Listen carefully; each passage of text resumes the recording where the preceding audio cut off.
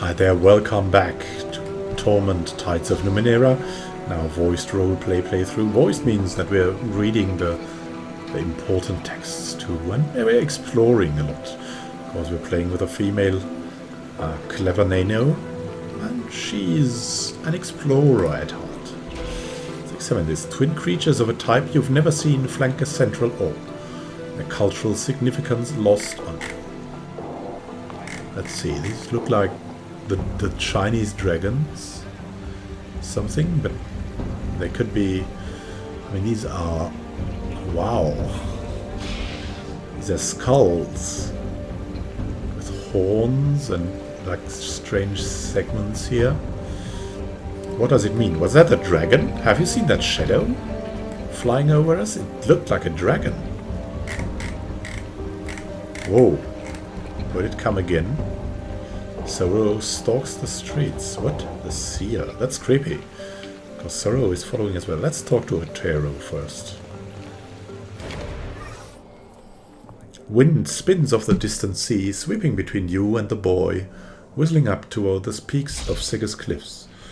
He glances at you, then at the crowds in the plaza beyond. He appears to be looking for someone. Scans thoughts. Would she have come to the city?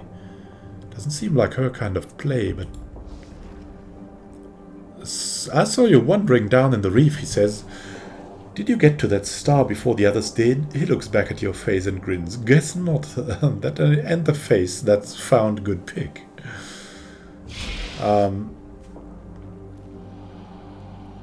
lot of people went looking for the star, did they? Blue tide raised. No, not too many. Gotta be a carker to go down to the reef. That place is haunted. But despite his hard words, his eyes settle on yours, studying, deciding. His mouth settles into an irritated line. Look, he says, running a hand over his stubble scalp. You hide it well, but I can tell you're new here. I ain't trying to offend you, but I don't like leaving folk new to Circus on their own. If you have questions about the city, or Circus Minor in particular, I'll answer them free of charge. Of course, it looks like you already have a guide, he says, nodding at Callistigue. Scan thoughts, why is this freshie traveling with her? She scares the talk out of me. So she's kind of creepy, but maybe only because of her persons here. Hello, dear, your companion says politely before turning to you. Otero knows this city better than almost anyone, and it's quite unlike him to give anything away for free, let alone his terribly valuable advice. To take him up on his offer.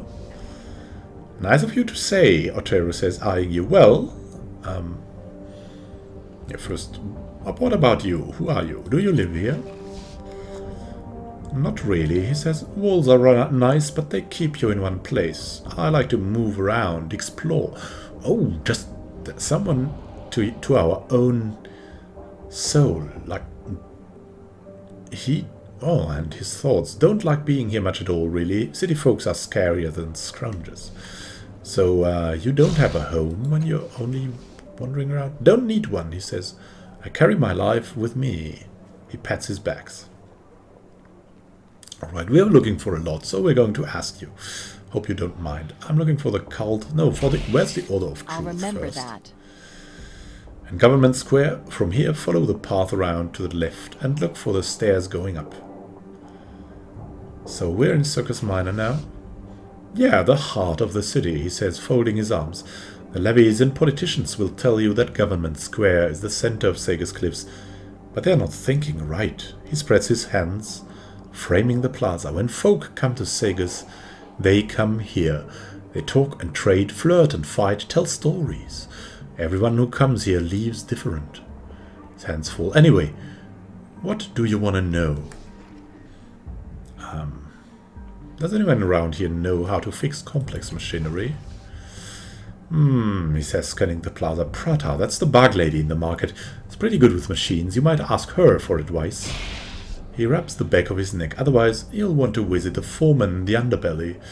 They might be able to fix it if they can stop fighting long enough. So, What's happening on the stage next to us?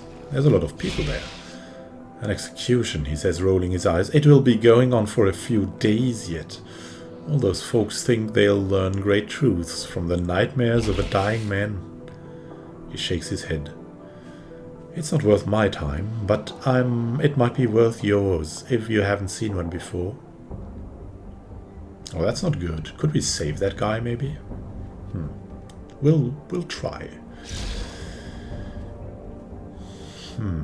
What are you doing here, anyway? Just got back from a scrunch. He says, I'm here trading Solvo for supplies before I set out again. Enjoying the sights, you know. His eyes sweep the crowds again.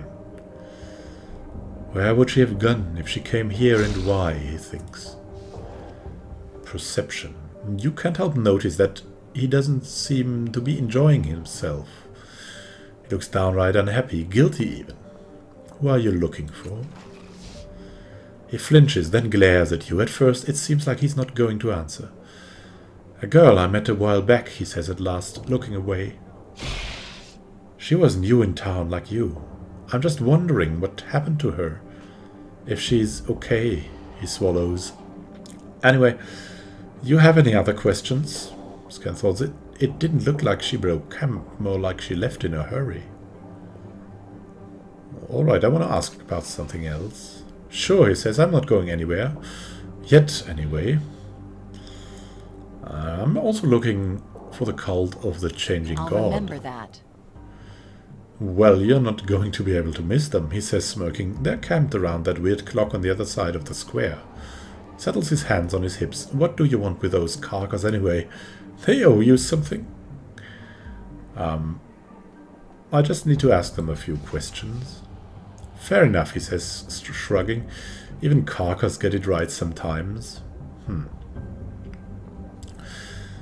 And very important, where can I find a place to sleep around here?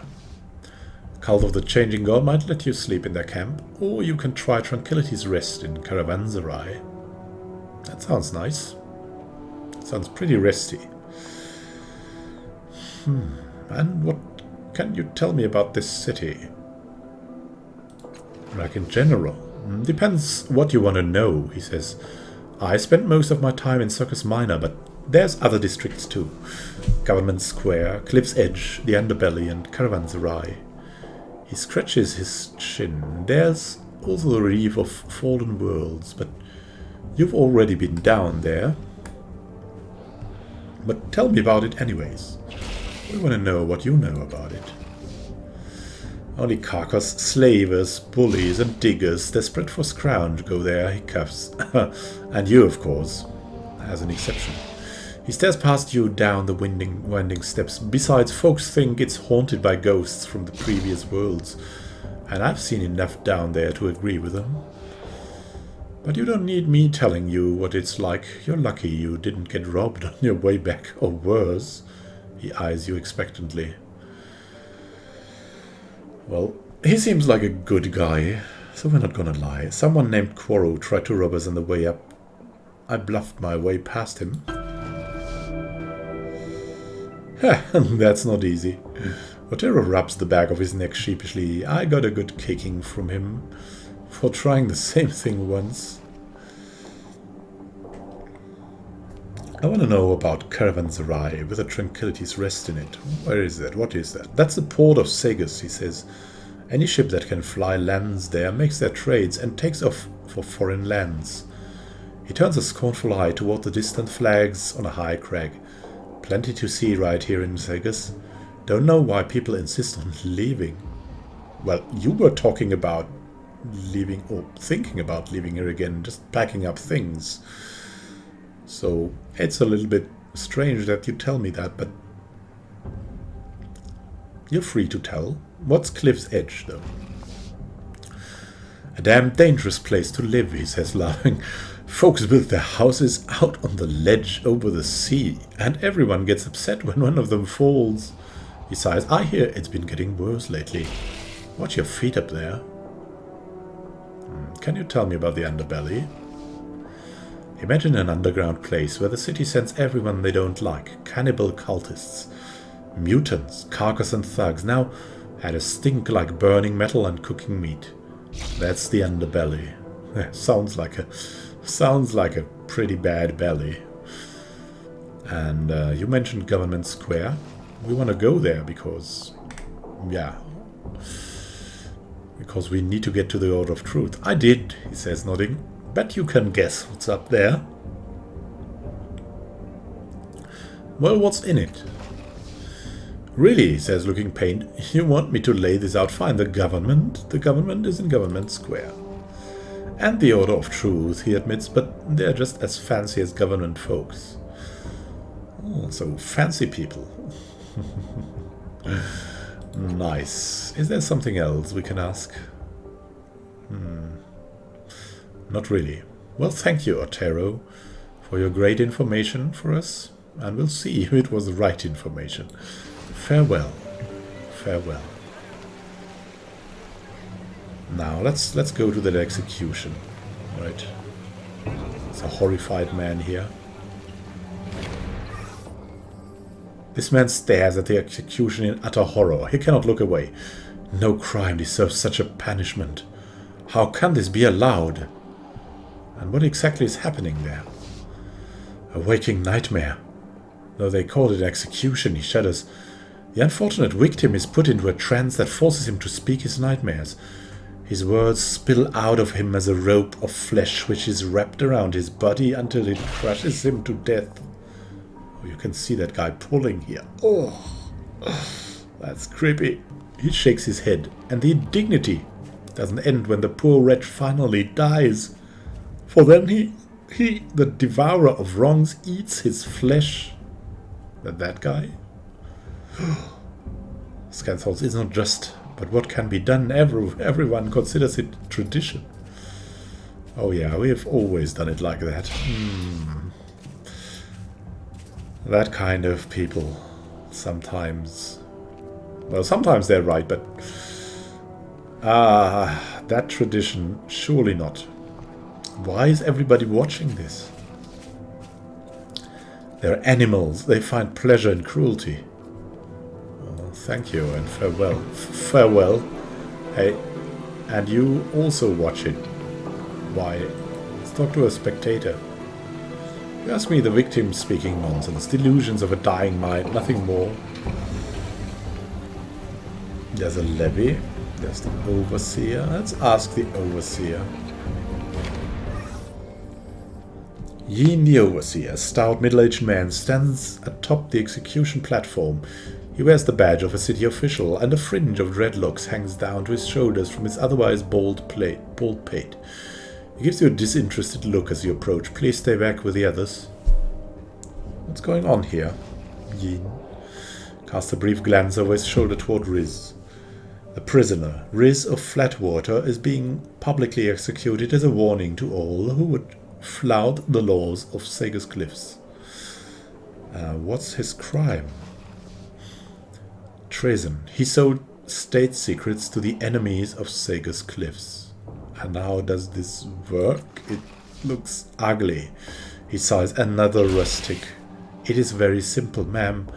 Our nanos induce in him a hallucinogenic state. In this state he experiences visions. Nightmares, really. He speaks of the things he sees, and his words become flesh as they leave his mouth. We shape the flesh into a human-like form, the death you see beside him. He gestures toward the hideous figure, which looks to be made of rotting viscera. As more strands escape his mouth, his death wraps them around him, and they slowly crush the life out of him. Once the condemned is dead, the devourer of wrongs will eat his corpse. He raises his chin, proud. Thus is justice upheld in Circus Cliffs. That's awful. What do his words mean? Some believe there's wisdom to be gained from the rantings of the condemned. I've never gleaned any. Others say that the torment, there it is, of the condemned means nothing. Are we condemned too? Is this a metaphor for our being here? Because we don't know who we are? Others say that the torment of the condemned means nothing, but it deters would-be criminals from committing offenses of their own. I've never noticed that to be true either. Yeah, that's something taken out of the real world. Here, I think. That's how it works. Like, you raise the sentence, nobody cares. It's just revenge that works. But the sentence doesn't, like, scare off anyone. Of course, if there's no sentence, that would encourage people. But this, yeah, seems to be right. But why?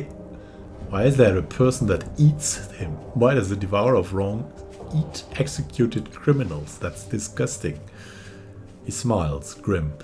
He's of the Dendro her, who can suck the memories of the dead from their marrow. In those memories is not only the proof that the condemned were guilty, but also the names of their compatriots and other associates. Many an accomplice has been found out in the belly of the Devourer. Ugh. Scan thoughts. I'm sure Riz wasn't working alone. We'll find all his friends soon enough. Alright. So he's sure. Let me ask you something else. Patience is not endless, friend, but as you wish. Who are you? He bows slightly. I am Yin, overseer of capital punishment, charged by the council with organizing public executions and making sure they are run smoothly. Alright, thank you and farewell. Good day. And who is there too? There's some levies, and there's a man named Tybir. Let's talk to that man.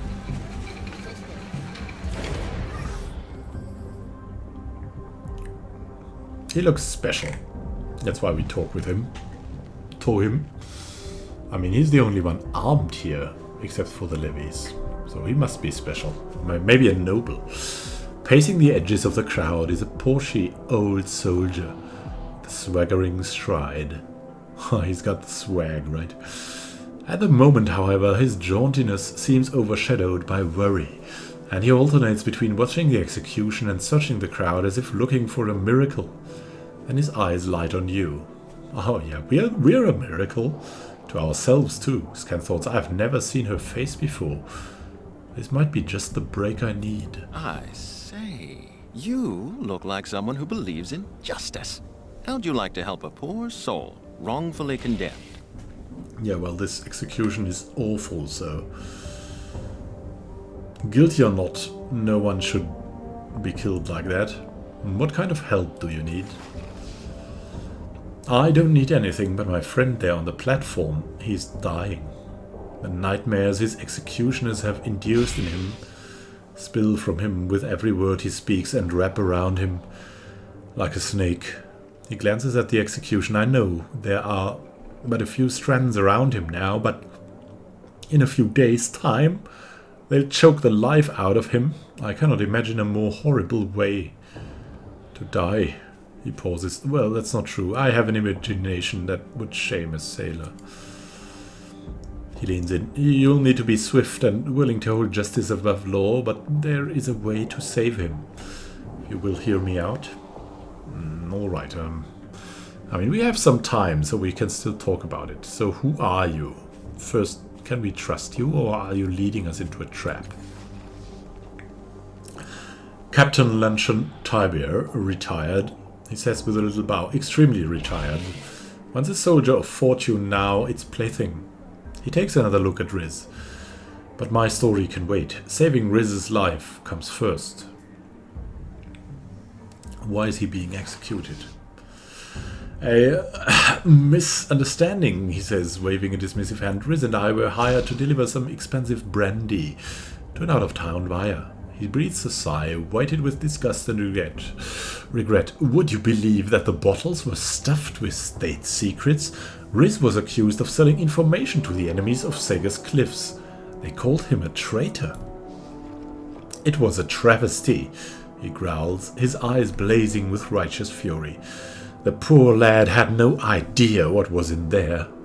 Scan thoughts, tragic. If he'd known, he might have escaped too. Then we wouldn't be in this mess. But he did, probably. But you did, right?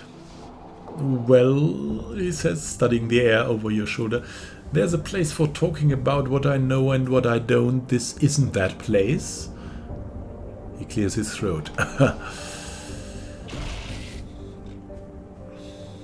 So, if you were part of the scheme, why aren't you up there with him?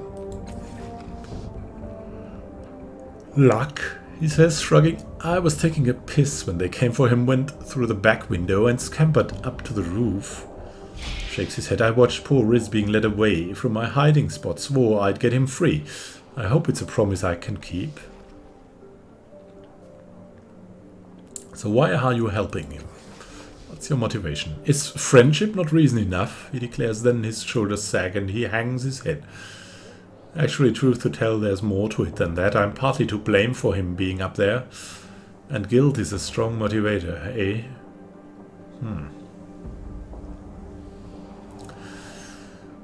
What's your plan, then? A simple one, but it requires nerve. Listen. He lowers his voice. It would be nothing for someone of your noble demeanor to masquerade as a city official and ask the council clerk for an archived copy of an old stay of execution. Once you have it, I'll write out a fresh one and add Riz's name. Then we'll present it to the overseer here, and poor Riz will be set free.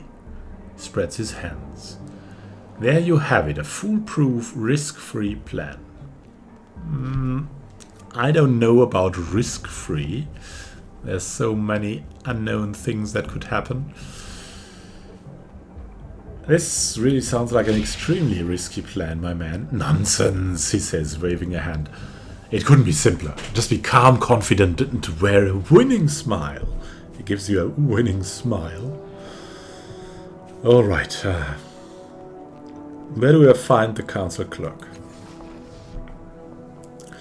He would be in Governance Square, of course, and that's a podium outside the council tower. I can't think of a time he wasn't there. But just let's see. Wouldn't it be simpler to talk to the crowd at the execution? Convince them to rise up and free Riz?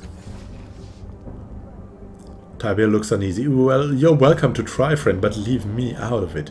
Circus Cliff's crowds are notoriously bloodthirsty, and the execution officials are not known for their sense of humor. You might regret it later, and you'd be alone when you did. Scan thoughts. Too many unknowns in a scheme like that. Not enough escape routes.